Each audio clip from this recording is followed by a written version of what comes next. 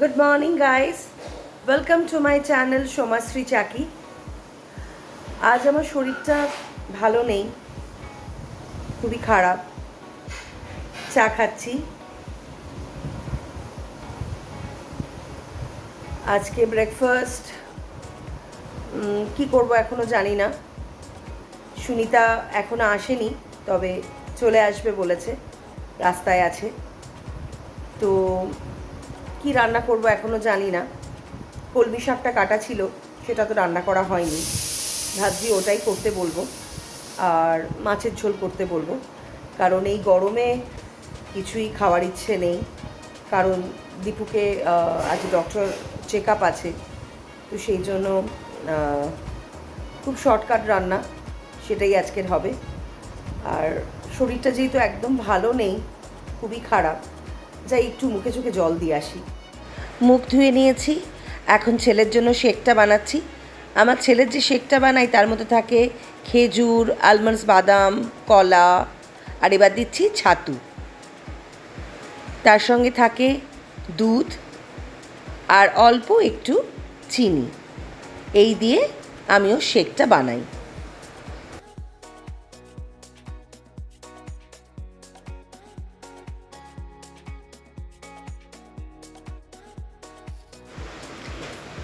চিনি দিচ্ছি 2 চামচ, কারণ মিষ্টি না হলে আমার ছেলে আবার খেতে চায় না।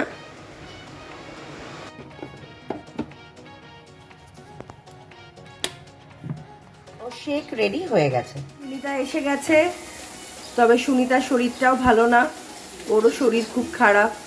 কারণ মেয়ের বিয়ে দেওয়ার পর অত লোকজন, খাওয়া দাওয়া, তো প্রচুর চাপ তো থাকেই।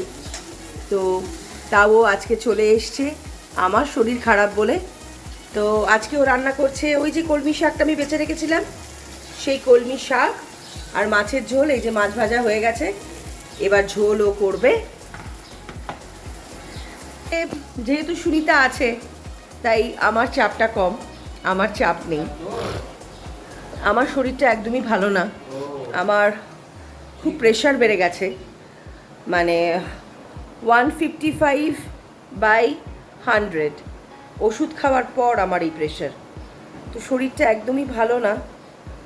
তো খুব টেনশনে ছিলাম যে সুনিতা না আসলে কি হবে, কারণ সব চাপই তো একার হাতে পড়ে যাবে। যাই হোক, চলে এসছে। দীপুর আবার ডক্টরের চেক আপ আছে, তার কাছে নিয়ে যেতে হবে বেলভিউতে। ডক্টর আর নন্দী ওকে দেখে, তার কাছে যাব। আর নন্দী দীপঙ্করকে দেখছে 2006 সাল থেকে। ওর 3 জন ডক্টর এখন আপাতত, রাহুল জৈন এবং সুগারের জন্য একে সিনহা, এই 3 জন ও ডক্টর। তো এই ডাক্তারের আন্ডারই ও এত বছর ধরে আছে, ওনারাই সামলে রেখেছেন দীপঙ্করকে। তো ভালোই তো ছিল এতদিন ধরে। এই 2021 থেকে আবার শুরু হয়েছে শরীর খারাপ হওয়া। কিছু করার নেই, পার্ট অফ লাইফ। আমার আজকে স্নান টান সবই হয়ে গেছে, এবার পুজোটা দেবো। দীপঙ্করের লাঞ্চ হয়ে গেছে, এবার আমি খাবো। ভাত, কলমি শাক ভাজা আর মাছের ঝোল পাতলা করে, আর গন্ধরাজ লেবু, ব্যাস আর কিচ্ছু চাই না। এই গরমে এই হালকা পাতলা খাবারই ভালো। চাটনিও আছে। আমারও লাঞ্চ হয়ে গেছে, এবার একটু রেস্ট নেবো, কারণ আজ একটু তাড়াতাড়ি উঠতে হবে, কারণ যেহেতু ডক্টরের কাছে যাওয়ার আছে। আর সন্ধেবেলায় যাওয়ার আগে, কিন্তু ডাক্তারের আমাদের যাওয়া সন্ধেবেলায়, তো একটু পেট ভর্তি করেই কিছু খেয়ে যেতে হবে। তো দেখি কি খাওয়া যায়। আলু কুমড়োর তরকারি আর লুচি, সাথে খাচ্ছি চা। কারণ চা না হলে তো আমার চলে না, এটা আপনারা সবাই জানেন। তবে এবার তাড়াতাড়ি আমাকে রেডি হতে হবে, ডাক্তারের কাছে যেতে হবে, ডক্টর আর নন্দী। আসলে ওনার কাছে দেখাতে গেলে অনেক সময় লাগে, মানে ফিরতে ফিরতে ধরুন রাত 11টা, 11:30 তো বাজবেই, কারণ প্রচুর পেশেন্ট, আর উনি অনেকক্ষণ সময় ধরে পেশেন্ট দেখেন। আর দীপঙ্করকে তো এত ভালোবাসে, ওকে তো অনেক যত্ন করে উনি দেখেন, তাই সময়টা একটু লাগে। তাই ফিরতে ফিরতে অনেক রাত হবে, তাই একটু পেট ভর্তি করে খেয়ে তারপর আমরা যাচ্ছি। এখন যাচ্ছি বেলভিউতে দীপঙ্করকে ডক্টর দেখানো। বৃষ্টিও পড়ছে, খুব ভালোই লাগছে ওয়েদারটা, সাথে বিল্লেদাও আছে।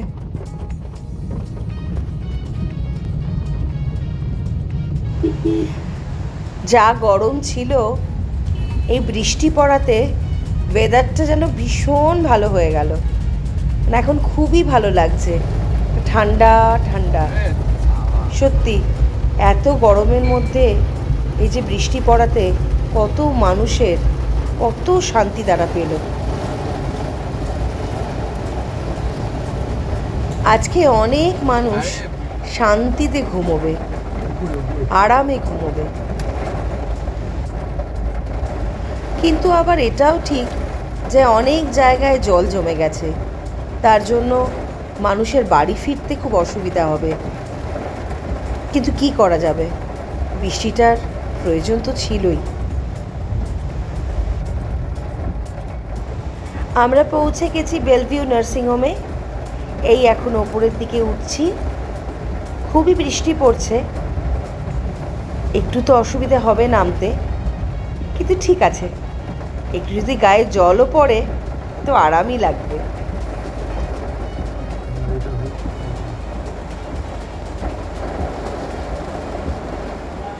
এই নারায়ণ ঠাকুরের কাছে আমি কত কেঁদেছি, কত প্রার্থনা করেছি, কত মনের কথা জানিয়েছি।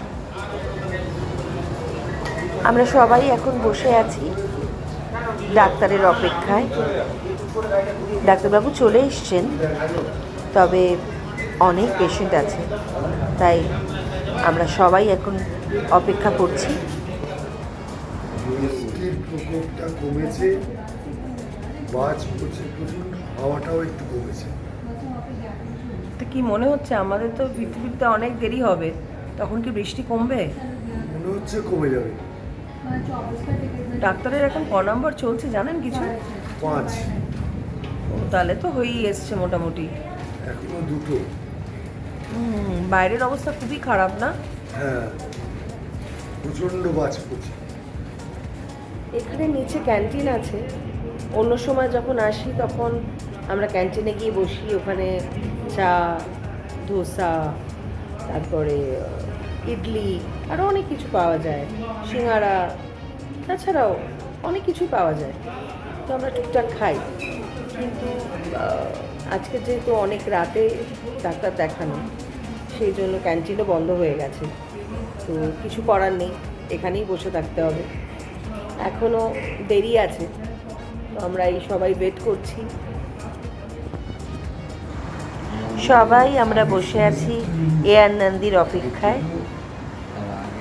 আর আমি কি করব, একটু নেটফ্লিক্স দেখছি। অনেকের কাছেই শুনছিলাম যে লাপাতা লেডিস এই ছবিটা নাকি খুব ভালো হয়েছে, তো বসে বসে এখন আমি ওই সিনেমাটাই দেখছি।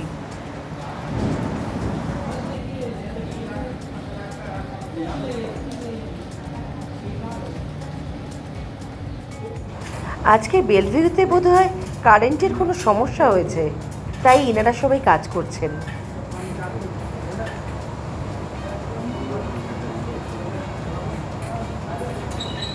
এই হচ্ছে এয়ার নন্দীর চেম্বার, এটা রাহুল জৈনের চেম্বার। এই জাস্ট ফিরলাম, বলেইছিলাম যে এয়ার নন্দীর কাছে গেলে অনেক রাত হয়, তো সেই 11:20, তো ভীষণ টায়ার্ড। যাই হোক, ডাক্তারের কাছে গিয়ে একটা মন শান্তি হয়েছে যে রিপোর্ট সব ভালো, সব কিছু বলেছে একদম ওকে আছে, অসুবিধা কিছু নেই। তবে যেভাবে ডায়ালিসিস চলছে ঠিক ওইভাবেই চলবে, মানে সপ্তাহে 2 দিন, সেটা এখনই কমানো যাবে না, সেটা আরও সময় লাগবে হয়তো। তো 2 মাস পর আবার চেক আপ আছে, তো দেখা যাক আবার 2 মাস পর কি হয়। তো এখন আপাতত রিপোর্ট সব ভালো। আর যা ওষুধ চলছিল ঠিক ওইভাবেই চলবে, যেমন ইনজেকশন চলছিল সব ওইভাবেই চলবে। তো আজকের মতো আমার ব্লগ আমি এখানেই শেষ করলাম। যদি আমার ব্লগ আপনাদের ভালো লেগে থাকে তাহলে লাইক, শেয়ার, সাবস্ক্রাইব অবশ্যই করবেন আর বেল আইকনে ক্লিক করবেন। সবাই ভালো থাকবেন। রাধে রাধে।